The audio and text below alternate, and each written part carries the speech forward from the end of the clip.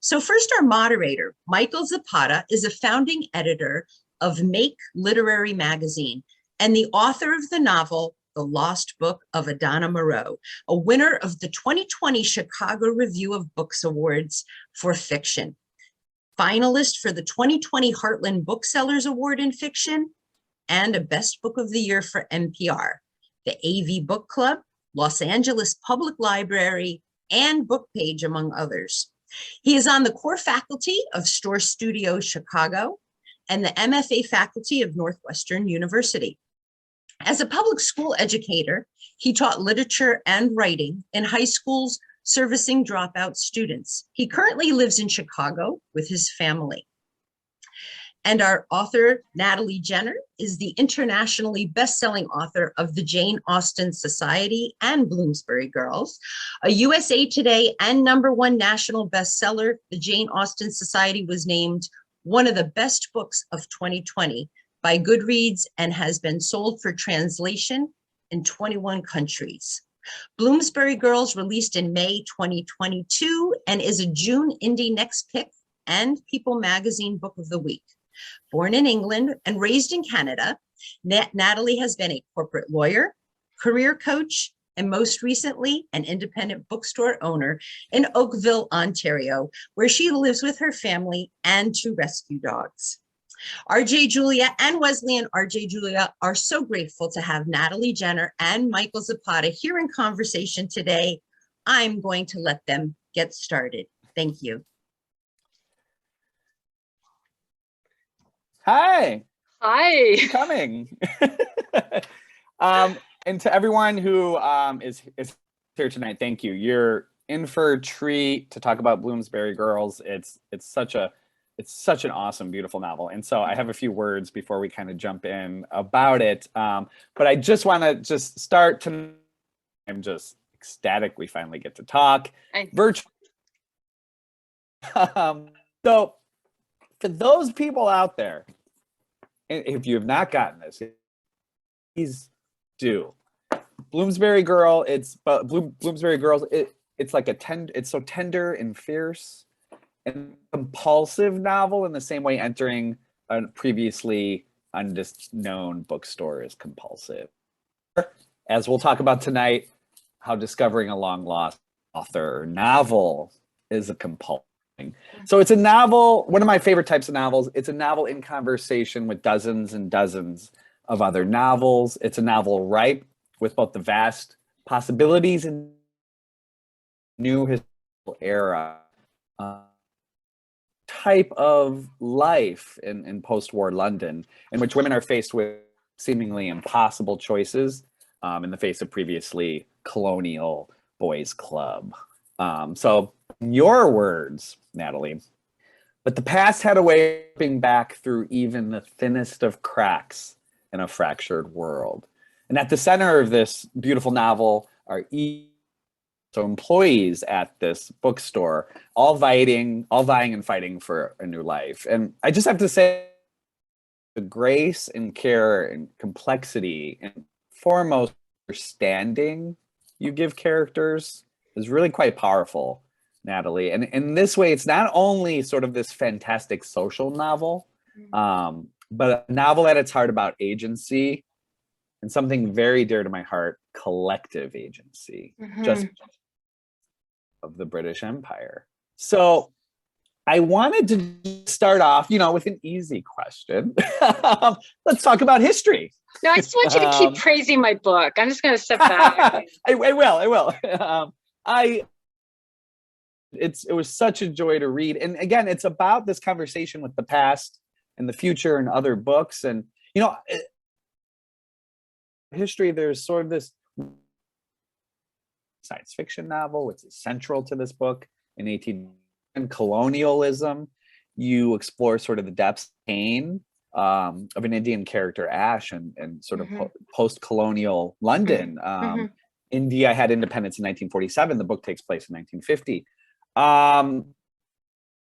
You mentioned women writers who were dying because of literary misogyny through the ages. And there's a of most characters trying to recover from World War II.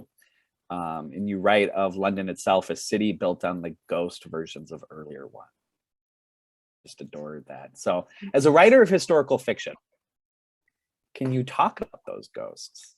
Can you talk about London during this period of time? So it's really interesting to me because I never think of myself in terms of a genre when I'm writing. Yeah. What happens to me is that I get pulled to a one-line sentence in a New Yorker article or in a Netflix documentary or something, and I get intrigued by my visceral personal connection between what I've just heard about a far off time or place and my own emotional connection or response to it, or it's a question that I really want to get an answer to. As you know, frankly, Michael, one of the things we have in common, I think, is like I always think in terms of what makes me a good citizen of the planet. That's actually probably drives every decision I make, and it drives. You know, I was a career coach for many years, and sort of separate from talking about the book, just very quickly, I would have to coach people who had lost their jobs about going to find a new job and how important connecting with others was. And they're like, that's so smarmy, it's so artificial, like trying to meet people for coffee and you secretly want a job. And I went, no, you don't.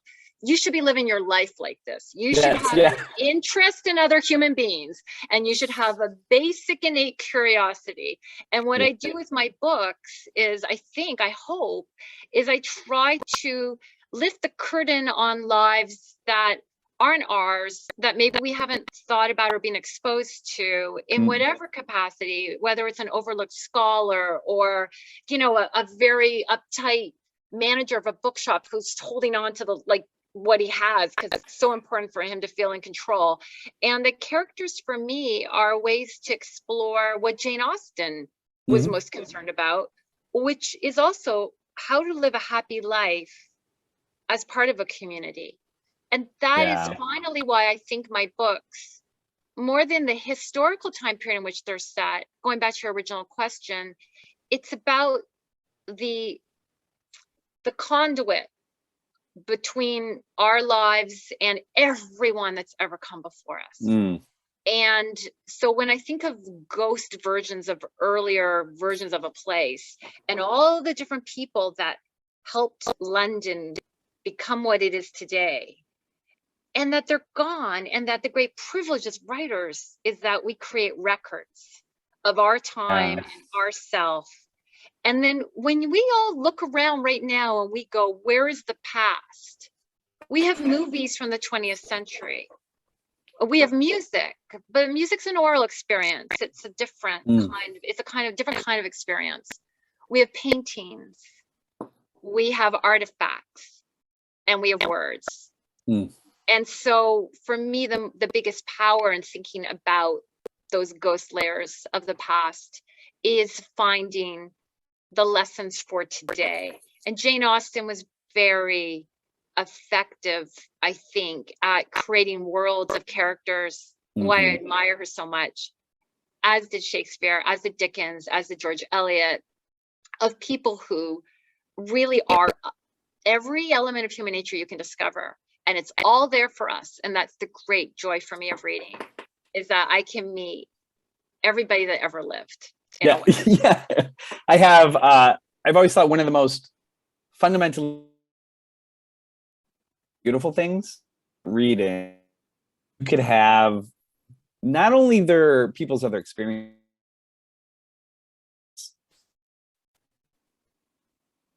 thought of someone who lived previously is a really fantastical thing.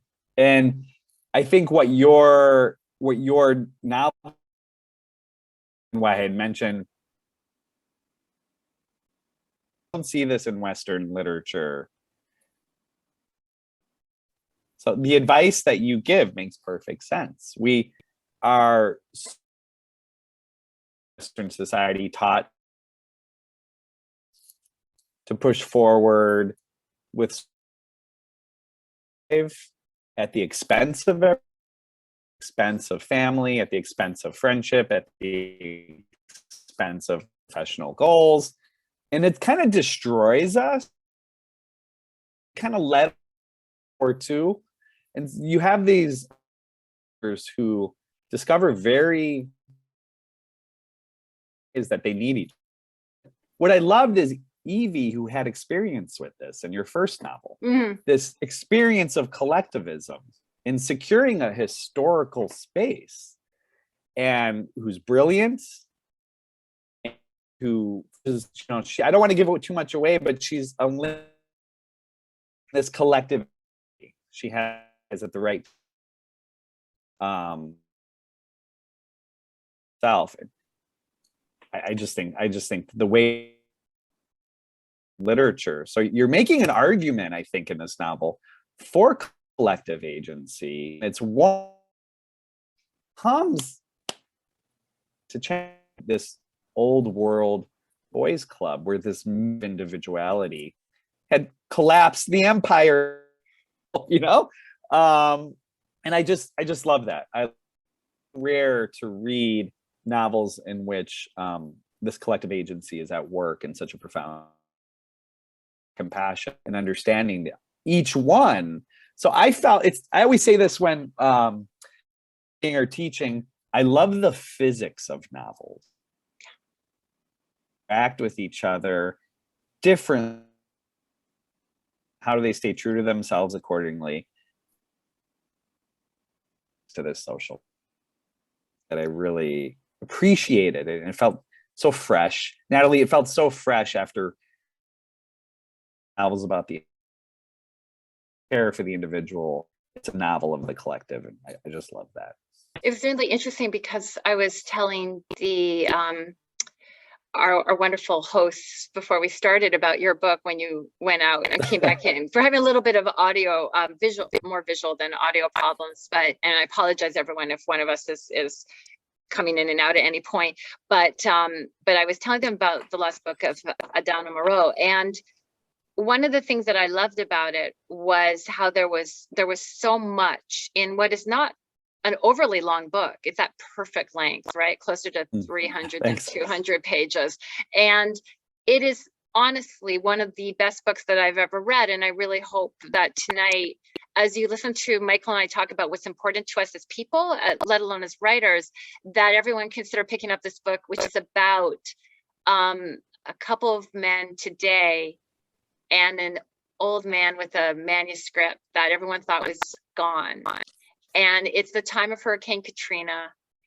And there's wonderful backstory going back into the past of a female. So it's a very feminist, humanist book, a female science fiction or fantasist writer who writes this amazing novel and then starts her second one.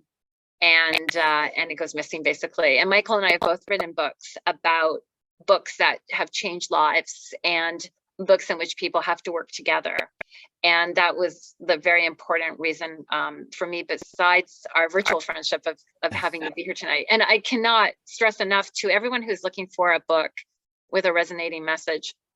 I would love it if you bought mine, but please buy Michael's. It's so good. And my husband and I both loved Michael's book, and that is a Venn diagram that covers the entire fiction market. So if we both love something, everyone will love it. So anyways, I think that a lot of what Michael's articulating about Bloomsbury Girls is very much what he captures as well. And it's very much what's important for us, because Michael, when you're talking about the physics of a novel, if you're going to set a bunch of lives in motion, you're doing it so that those lives come together.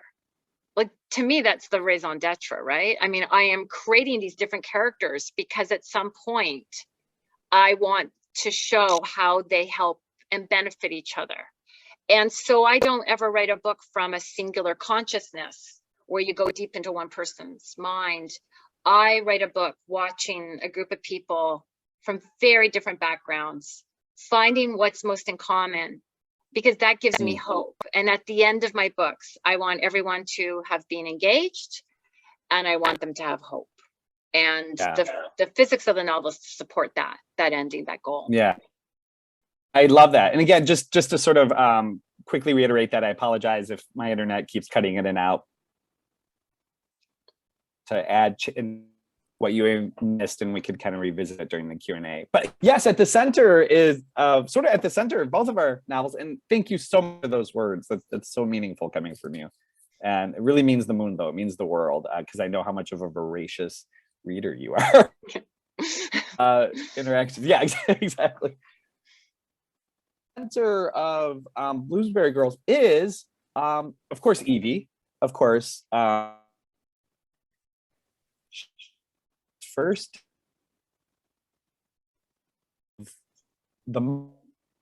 a tale of 22nd century. It's by Miss Jane Wells Webb. So this is a very historic. It's an important early science fiction novel that sort of acknowledges nature in London. Obviously, I'm quite biased. Obviously, I adore science fiction, but if choice, like an embodiment of an era, ending of an era, and one starting. It's this liminal space where these works of art were created, and or in England, and I love that not only did you novel, but you took us on this adventure of the novel to many very important institutions in London. At sort of everything sort of coalesces on this discovered novel, and you didn't shy away from the literary adventure. That we got to see the whole story of. I don't want to give away the ending, but I can talk around it. God, yeah. Yeah, no. I loved it. So basically, when I started writing the book, I didn't even know that Evie had chosen the bookstore for a reason, because I don't plot or outline, so I just start typing. And the moment where it goes, she had held on to the rare book department head's business card that she had received a few years earlier. She had held on to it all those years for a reason. And as I typed those words, I remember going, oh, that little fly thing. She is on the hunt for something. What is she up to? So then I remember having to really actively think about what could be of so much. Yeah, so Michael's gonna turn off his video. Yeah, we're gonna try and see if the audio helps. Is helped by that. So I was thinking about what was out there in the world that was real, but we know about it, yet it would have value if it was discovered, which is harder than it sounds, because everything of value has, as far as we know, if I can find out about it, it's been found. So the trick was to try and find something that we know about and that exists, and would have value, and yet we still don't really value it. However, I'm a former lawyer, so I actually looked at auction catalogs for first editions of The Mummy, and I would find what the price was today. And then I'm not joking, and I think my agent might be watching, he's gonna laugh, but then I would like work backwards and figure out what the pound was to the dollar and inflation and this and that. Like, it was crazy, the kind of things that I do, just because the lawyer in me with due diligence is so scared someone's gonna go, like, that's not worth that much. And I was like, this book has to be worth something. But what was wonderful about finding this book, and I found it within 15 minutes of deciding to try and look for a book that Evie would be on the hunt for. What was wonderful about finding it was that it had in real life been written by a teenage girl, and my character has just turned 20. And the minute I discovered that, I just was like, I think, Michael, honestly, I think that's where like a bit of the sort of feminist themes of the book, with like all these women that are kind of like meeting the women in the bookshop, and they all have better agency because they have wealth and they've married into it, or they're widowed or whatever. And their job is to help elevate, these working class women who are really limited, in their opportunities. And I think the fact that this book had been written by a woman, which, endears your book to me again on another level, that you chose to have, right? The book written, that the Lost Book was by a woman as well in the 30s. And this is a woman that was writing in 1820s in my book, which is a really long time ago. And she was writing in real life as an impoverished new orphan. And, I just thought, what a fascinating story. And the rest of her life is fascinating as well. So Jane Wells Webb really exists. And that was one part. But to talk around the ending and what happens, I will say that someone mentioned Ocean's 11. And I will say, well, I can't remember which the female version was. Was that Ocean's 8? But I will I don't remember. Yeah. Yeah, but I will say that I remember very distinctly the summer of 2020 when I was writing the first draft and I didn't know what was going to happen. And Daphne du Maurier is, in the book. And I literally remember, and Michael, I'm sure you know this as an author as well, I was washing dishes after dinner. I'm like just thinking about my book. And I suddenly just had the whole ending just drop in my lap. Nice. And I felt myself channeling kind of a Caper Thomas Crown affair. Yeah. So I was really like happy it. So when someone mentioned Ocean's 11, like the ending, I was like, oh, I love that. I could see that. For me, it was Thomas Crown affair, but it was that sort of pulling together of the setup and all the threads and all the people and everyone's going to be together. And it's like kind of very similar to what happens at the end of my first book. And I think is always kind of going to be a bit of the arc. I know I just finished the first draft of my third book this weekend and I'm still on a high from finishing it. And when I finish a book, there's always really no talking to me for a little while. And it was again, this experience of a group of people coming together over something different and in a different way. But still, that is why I have so many characters and why I have so much setup in my books. Well, there's a degree of setup, but I think what you do so successfully in both is you have this really rarefied realm of sort of class consciousness and class solidarity between, like you said, working class and those people and those women who are coming from more elite backgrounds, but who had been spurred by elite society, and it's not blatantly so, it's not like a sign that says capitalism has spurred these people, but really the absolute sort of misogynist history in the arts.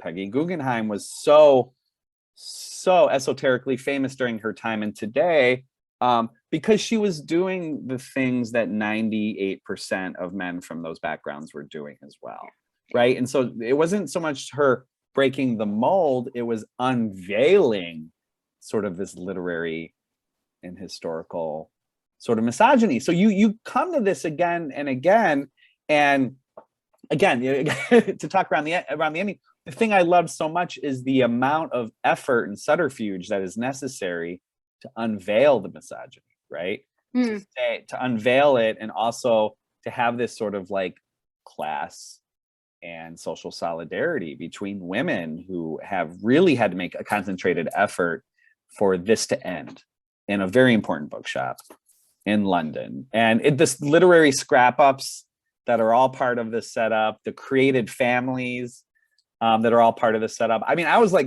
rooting like hell for them. like that from like page 3, I was like, okay, let's go.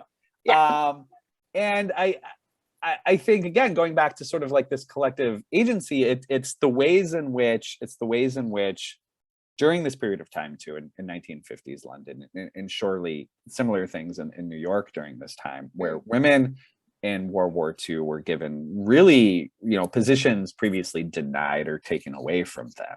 And so you have women who are very, very aware of what was given out of pure necessity in the middle of World War, and immediately taken back upon the return of this literary historic misogyny. So it was so cool to see the care at which that was given, but also sort of the historical brilliance where you're capturing a very short period of time, which is some years before, women's rights protests and starting, in the mid 60s, but you're capturing this very specific moment in time in which the old ways are dying.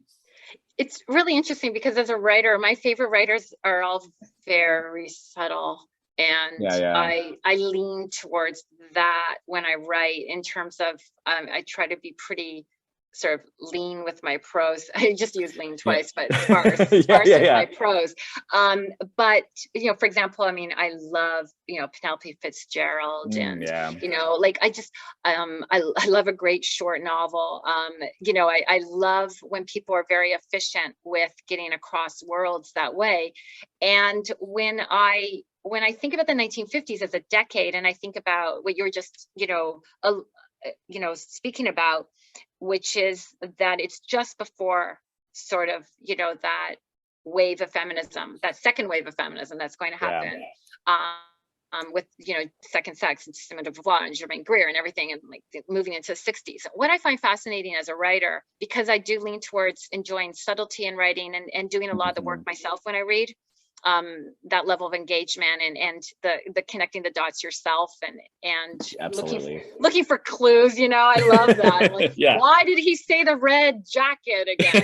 It's like, and it's not about thrillers or mysteries per se necessarily, although it can be, but it's just about feeling really like you're doing some of the work. And I love that feeling as a reader. And so anyways, when I think about the 1950s as a decade, I think about a time that's a bit of we think it's a pause. We think it's happy days. We think it's, the war is over. Everyone's come home. Let's move on. And we're all going to have our 2.2 children, and we're going to have our little houses and, the GI Bill, and like all these things are going to happen. And I'm speaking from an American context, but, Absolutely. It's the same, in so many countries.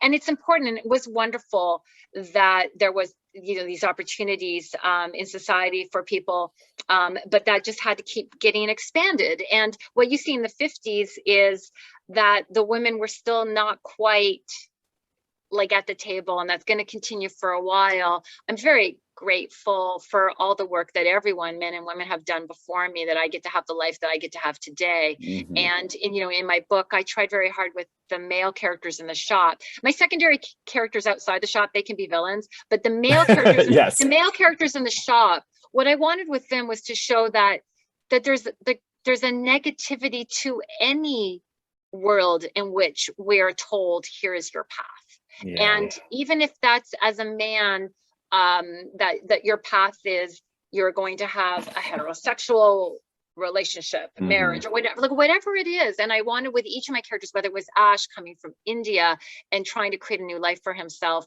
I wanted with each of the characters, male and female, to again, yes, show that sort of, that lack of agency and what the internal qualities it will take for them to get the life that they want, and combining that with the need, the help of others. Yeah. I just stunningly love that too, because I think it's rife and underexplored. I mean, I think surely in the language today we see, and again, speaking from sort of someone from Chicago and first generation. So, my family's from Ecuador. And so like inheriting, cross-continental ideas of patriarchy and really considering what that means. Patriarchy itself is damaging to 99% of men, in the sense that and you've really showed that in how these men not only become sort of purveyors and they replicate this terrible type of misogyny and patriarchy, but you do the work in showing like they don't even to an extent understand why, and it causes them mix-ups and weird pain, and you really dig into sort of the complexity of that. And then it sort of breaks down to an extent where like the powers that be are enforcing this. And I guess this has been on my mind so much as an American reader, because all we hear on our news and media is people who want to return to some fantastical false version of the 1950s. You're really, with this book and your work, you're doing, I think, something that's really critical during sort of this time period in Western history, is you are really sort of determining that history can be reclaimed, because as it's being written can be dangerous. And you show that, I think, with the characters in the bookstore, sort of reconciling with what is life like after World War II? What happens when all these systems in place sort of had failed this, and I guess that sort of continues like today. I just read, there was just this Guardian article, I won't name it, where it was sort of out there saying, we should read more women, and these are the women we should read. And then those recommendations were from 3 famous male authors. And I read that while reading your book, and I was like, why? What lessons have not been happening these 50 years for some editor, for even those authors to agree to this was just, and I was laughing, and it was really quite upsetting, because in some sense, this is not a revolutionary period of time for women writers, because women writers have been breaking traditional forms for thousands of years. Absolutely. In literature, yeah. The only difference, the only singular terrible thing, the only difference is their erasure. Yeah. In these thousands of years, these purposeful, like, sort of propagandist erasure. And you're not, I think it was so fearless in the way you address those things directly in the novel. It's funny because I never thought of it as being fearless. I thought about it as, I honestly thought about it as being fair. And what I mean about that is that what I learned, one of the great things about being a historical fiction writer or a historian or a researcher, which I'm not, but even as a historical fiction writer, I have this great alibi to do endless research all day long. Yeah. No one can stop me, right? Because it might lead to a book. And I remember that when you do all this research, you just learn so much. And, Rachel Cohen, who's an amazing writer, and, she has my Austen year, but like with the grief when her father was sick, and her love of Austen was how I first learned about her. But she had done this amazing book, and I really wish I could remember the name of it, but she was showing connections of friendships between famous artists of all stripes from the 1800s through to, like the 1960s, 70s. And the number of people I read about who had lived non-heterosexual relationships and created art that had been overlooked, and then, like, just reading about this all, like, she does, like, there's like 3 pages per friendship, like, so you read about so many lives. So when you do this kind of research, and when you do this kind of writing, you learn that there's never been a way of life. Correct. Yeah. There's never been a way of life. There is nothing to go back to. Correct. It's, and my job is bringing characters to life that make us think about, assumptions that we make. And for example, there's a moment in the book where Evie uses a word, Fingerspitzengefühl, and it's tingling at the tips of your finger. You gotta love these German words, right? They're so like, they're so cute. They're so cute, right? And everything's got kinder in it. Everything's got kinder in it. It's like the child, right? So specific, yeah, so specific. But the tips of your finger, that little kind of like itchy tingling at the tip of your finger when you're just about to open the book, and you're just about to touch the object you've been looking for. And that word was actually used by 2 women who were, I believe, librarians.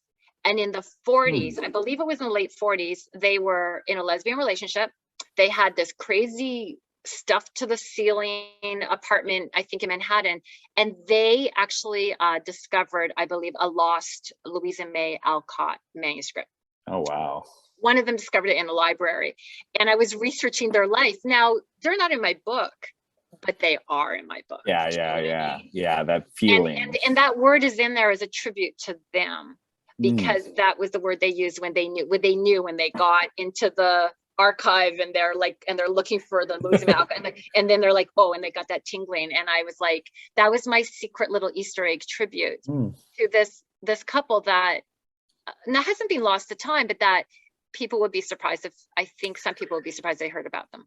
Yeah. And it's fascinating that sensation. And, you think you already answered. I had a question for you, sort of like, what can the novel do that recorded history can't? And you just answered that, in the sense of that fingertip sensation of discovery. And, one of the things that's always sort of fascinated me about the idea of recorded history, the textbooks we get when we're in middle school or high school, or what people say in media as far as what is purportedly the right history, like how much of it is an invention, and how much reading a novel like yours is the actual discovery of what history meant. You know, when people who live are never, you know, we never tell ourselves like, I'm living in history or I'm living in the future. There's this present sensibility of people sort of in certain ways sort of like trying to attempt to understand and challenge what the future can be and also what the history was. And you realize how much of it is invented. And I, you know, reading this and you know, I won't give away anything, but there's a character who sort of like works in the British Museum, and he's sort of set as this really sort of like paunchy nemesis. And I kept thinking, you know, it's like he works for the British Museum, and I kept thinking in the back of my head, like, to what extent do people like him, to what extent have they erased millions by not allowing, you know? And so, get it, I won't give away the ending, but what ends up happening is this ways in which history is reclaimed, and you have to sort of like fight that tendency. You have to fight that almost like historical propaganda, which so many of the modern world learned from the British Empire, you know, and sort of the mantle of how Americans are currently trying to erase history. And you know, I had said, reading your book, especially during this week, in which sort of, you know, to be perfectly forthright, like, my country's spiraling a bit. And to read a book like this in the sense of like, what are they trying to erase? They're trying to erase exactly the types of characters that you've written here. And I think they will fail. I think they will fail. But yeah, I was just reading this during a week that was really meaningful in thinking about the terms of what kind of history is reclaimed and what is lost. Yeah, and it's really interesting because as we talk, it makes me think more and more about historical fiction or literature in general, and about why do I write, number one, number two, what do I want the reader to take away from it, and how much history and accuracy do I have to have in there to do it. And I was talking to my husband about this week when I finished the first draft of the next book, and I was saying, you know, I did a ton of research, but I'm not saying that I have to be accurate. What I have to do as a writer, I believe, of fiction, because I'm not a nonfiction writer, as a writer of fiction, I believe what I have to do is, for the reader, help them feel less alone, help them feel that hope, that connection to the past, but also help bring alive different types of people to create that bonding experience and that empathy. And I believe, as a fiction writer, all bets are off, and I can use whatever tool at my disposal. And I could have made up the science fiction book, and I can have an arch villain, you know, who doesn't have complexity of character. Like, I can do whatever I need to do to achieve my ultimate goal. But the great thing about writing is the revising process, which is where, with the editing, is where you get to decide what really needs to be in there and what's still missing. And one of the things about your book, your debut, because I know that I'm very happy to know that you're, you know, working on the next one. But one of the things about it is because it's efficient as well. And you clearly, and just for a quick second to talk about that, you clearly as well made very, I don't say aggressive, but I could tell that you were conscious of keeping in exactly what needed to be in your book. Does that make sense to you? Yeah, I think, especially in the terms of thinking about like what is edited and what makes sense. Like, I'm very much, you know, with my debut novel, I think, setting out, like, there were a lot of things that I, you know, cut, and there were things in which I found, and essentially it's, you know, a novel in which there's a lot of novels inside of a novel. There's sort of like an imaginary bookshelf where there's a lot of books next to real ones that I had a lot of fun making up. That. Yeah, but I think, thank you. But I think a lot of it was just sort of a fascination with, like you said, who gets to tell history. And I like this idea of editing because, you know, as artists and writers, we get to definitely do whatever the hell we want in sort of the editing process.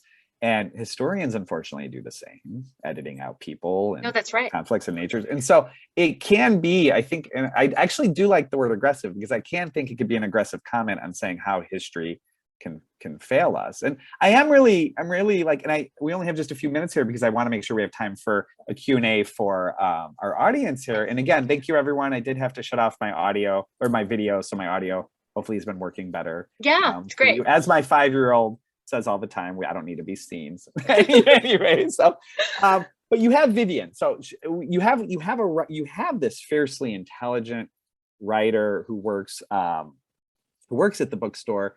And one thing I just wanted to note, you know, before we open it up, is I just love that you had the space and sort of artistry to address the craft and art of writing itself. So there's, for those of you who haven't read the book yet, please do, but there's even room in the book for some debate about how art is created and how the role the audience plays in writing itself. So Samuel Beckett, who makes this appearance, so which is so great. And again, if you like literary dust ups, this is your book for sure. But Samuel Beckett is in there, and you know, I think you're both critical and sympathetic to him, and I really liked how you portrayed him here. But he even says, "I don't need an audience." Yes. And there's a journalist in there who states undoubtedly that you do, and Vivian, who strikes me as the wiser of the two, states that there is a middle ground. So literary debate seems quite important to you, and even in this artistic creation. So you know, you came to your debut, an international best-selling debut, by writing, if I remember correctly, 5 previous other manuscripts which were unpublished. Tell me, you know, this is something that I wish we would have had time a year and a half ago, but please tell me about your artistic process, because it's the process itself has found a way into the dialogue and debates in this. And I love that you aggressively took, let's use that word again, you aggressively took that space to talk about the importance of fiction itself. What's your process like? I know it's such a big question, but I'm so curious. No. I mean, my process is I start the first sentence. I always like quoting, there's a BBC documentary on Muriel Spark, and they ask her how she writes her books. She goes, well, I write the title of the book, and then I write by Muriel Spark, 19th page. I write chapter 1, and then I write the first sentence, and then I write the second sentence. And I believe Alexander McCall Smith is exactly the same way as well. I believe that his first draft is his final draft, and he edits as he goes, and that's what I do. So I edit as I go. So I do that too, actually. I actually don't have a lot of pages. Like, I think this current book is the one where I've had the most pages at the end that I've actually kind of cut a paragraph here or there. I actually edit as I go, line by line, and I kind of don't really move ahead until I'm really happy with what I wrote that morning. So it keeps it very tight. And I think, Michael, in terms of process, connecting to, you know, what you said about allowing myself the space in the book to write about all these different things, right? I think how that happens is that because I'm so, again, aggressively editing as I go, I am allowing myself to be a sieve because I don't plot or outline, and I'm allowing whatever I'm interested in the moment to see if it has a reason to be there. And I let it try. And if it doesn't work, I immediately, you know, just like pivot and you know, it's so I don't end up with a lot of excess, because I've decided along the way that this is not really serving the story. My whole goal in my process is that every 4 things, character, atmosphere, like the theme, and, you know, like the content itself, everything has to serve the story. Everything has to be, everything I put in there has to advance one of the plot, theme, characters, or mood. And that is, I'm telling you, like, this is for me, a very effective way to write, because it reins me in, but at the same time that it reins me in, it allows me to also be dreamy in another part of my brain. And that's where the magic happens. And when I can look back on it and see my creative subconscious mind wanted me to address something, but I didn't have intent, but it was in there and I wanted to explore it, is really, for me, the most rewarding thing as a writer, absent reader response, is that I can look back and go, oh, well, that's what you were really trying to explore there. It's a wonderful feeling. It's like free therapy. I think, you know, it's so funny because I'm much more, that's more akin to how I'm writing now, working on a second book with, I had spent really a great deal of my 20s writing for the stage. Interesting. I didn't know that. Yeah. In which every moment truly, because other people are, because you're dependent on other people and vice versa, is more as like a collective artistic sort of experiment, as writing for the stage and really thinking about every sort of singular moment needs to work. And for a time I wrote comedy, which I can never seem to do when it comes to prose, but I had a great deal of time and a great deal of fun doing it. But then when I sat down to write my first novel, I just fundamentally overwrote too much, because I was like, this is such a different space. There's no director like yelling about page 13, like, we don't have time for this. This needs to be like an 88-minute play. And so, but I'm sort of finding funny enough, and I won't give too much away, but I'm sort of finding a book that I'm writing right now through the lens of a monologue, in which I'm returning to my earlier space. And like you said, and sort of, I feel more liberated in the sense of like the time and space. And like you said, the character all has to serve sort of a central story. You have to feel free as you write as well. Yeah. I was listening to a podcast and somebody said, like, writing with pleasure gives pleasure. Like so for me, I feel free when I write in a way that I don't at any other time in my life. And that's why I love it. Now, that doesn't mean it's easy, or it doesn't mean that it's giving me pleasure the way food does, or music or whatever. But there is something rewarding and gratifying from feeling free before the page and allowing myself the space to just know that after, I think I just finished my 9th book. After 9 books, the one thing I can say as well is, I don't know if I've gotten better, but I understand my process better. To go back to your original question.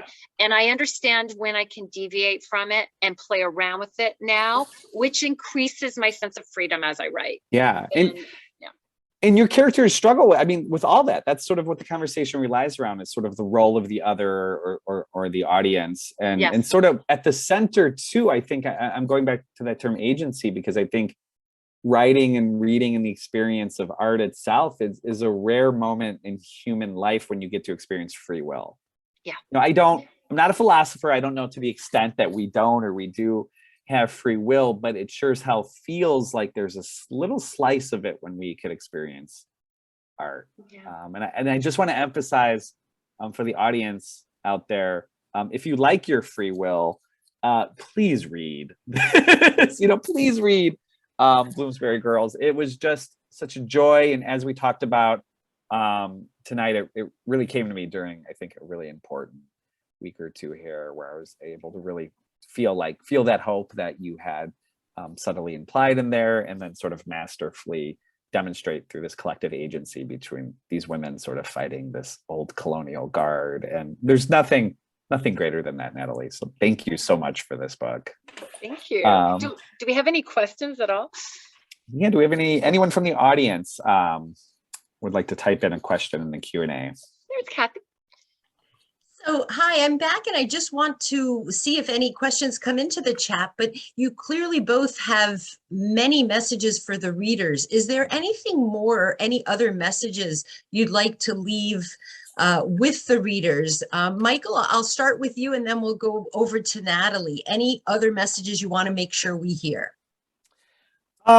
Yeah, I just want to reiterate, it's just such a pleasure. I know we had tried to do an event previously, Natalie, and it's just such a joy to talk to you about this. For the audience out there, again, thank you so much for your patience with the previous audio and having to shut off the video. I always have lots of questions, but if there's no Q&A from the audience, I'm really curious. You once opened up an independent bookstore. Can you talk about sort of the role that the intricacies, and I do want to make that clear to the audience too, the intricacies of how sort of the bookstore functions, particularly in London during this time, was just absolutely fascinating to me. I've spent my whole life wandering bookstores. So I really, really, really enjoyed the intricacies of that. And we do have a Q&A, so I want to make sure we have time for that. But if you could just talk really briefly about how did that play a role in the writing of? Well, it's really interesting because, when I started to get the idea for this book, the first wave of the pandemic, it was like May of 2020, and bookshops were closed and my book was coming out, and I wasn't able to go see it on a bookstore shelf, and I was really missing bookstores. And I watched this old movie from the 80s based on the Helene Hoff book, 84 Charing Cross Road. And I loved being back in a bookstore environment. And I think with this book, what I wanted to do, I didn't know it at the time, guys, but like I look back on it, I can see that I was kind of doing a bit of a do-over, because when the women are making decisions about how to move this bookstore forward, it's 1950 London. So they're not the decisions that Kathy would make today at RJ Julia, but they were like, we should have signage in the window. And the manager's so uptight. He's like, no, we don't talk about money. Like, we're not going to say 20% off. We don't do that. Right. And so like, that's a given that we do that in stores now, although no, we wouldn't do it at, you know, the windows of Tiffany's, for example. But, you know, like, you know, he's treating this bookstore in this way that commerce doesn't really have a role. And so it was really fun for me as a writer to be not only in a bookshop environment, but to kind of experience vicariously through my characters that decision-making ecosystem, which Kathy knows very well as well, which is a bookstore has the most revolving stock. Each piece in the store is so different from the other. Yeah. It's not seasonal. It's not like a clothing store where you bring the clothes in, you know, for the 2 or 3 months. It is constant evolution and changeover. And that is what makes it such an exciting and fascinating environment. And why I was so happy to be able to set my book there was that I knew that I was going to have so many different people come through that door. And the things that they were all going to look at were going to be completely different from each other. And I have like, 3 or 4 departments in this bookstore. And each department is doing something very different. And someone, our early reader said something which I thought was really kind of, I hadn't really processed it, but they said that the people in charge of each department reflect the contents of the department they're in charge of. And I hadn't actually intended that, but that was just like a natural, I think, outgrowth of the environment I was writing about them in. Anyways, it is the most fascinating retail environment. And when people wonder, there's a new book out right now about bookstores, and it's a nonfiction book, and I'm forgetting the name of it. I think it just came out this week. But when people wonder what's so special about bookstores, to be honest, you need the curation that a bookstore like RG Julia does. Independent bookstores, what they're doing is they are making sure that it is different, that what they're carrying is different, and that it speaks to lots of different people, and that it changes and moves and grows and evolves. And it's so much work. And that's the other thing people don't understand is like, I've never worked harder in my life than when I ran my bookshop. It's just so much work.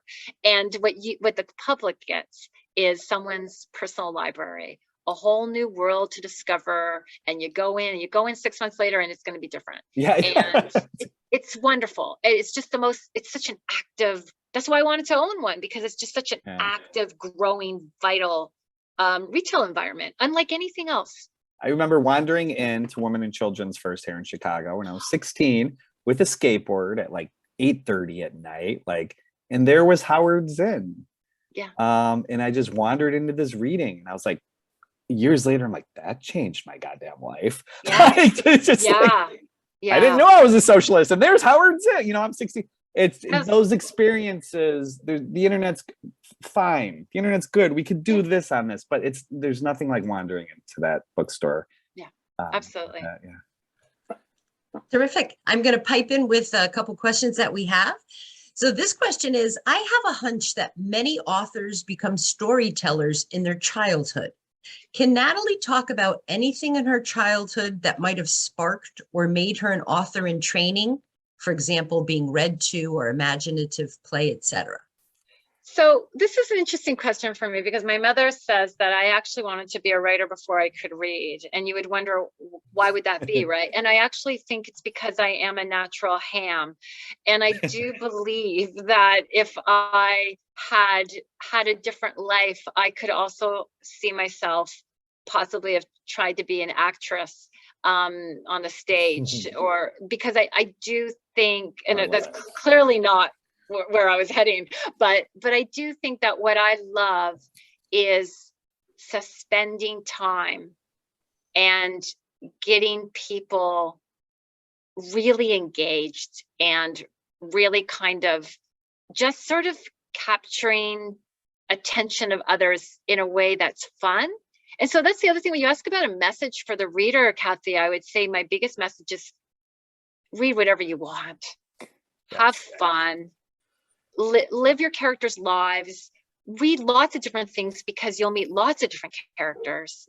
But read whatever you want, and just be somebody else for a little while and learn some of their lessons. And I just think that's what I wanted to do when I was really little as a storyteller. Was I wanted to I wanted to be somebody else when I told the story, and I wanted my friends that were listening, whether it was at a sleepover or at recess or whatever, I wanted my friends that were listening to temporarily forget their own sort of problems or lives as well. So as a dialogue, I think life can be very hard.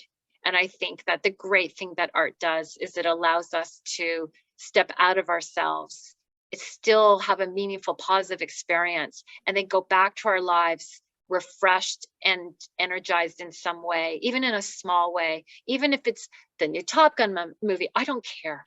Just Yeah. anything, because you know what? Because life for most people is hard. True. Another question. You mentioned book number 3. Any more hints or anything more about the new book?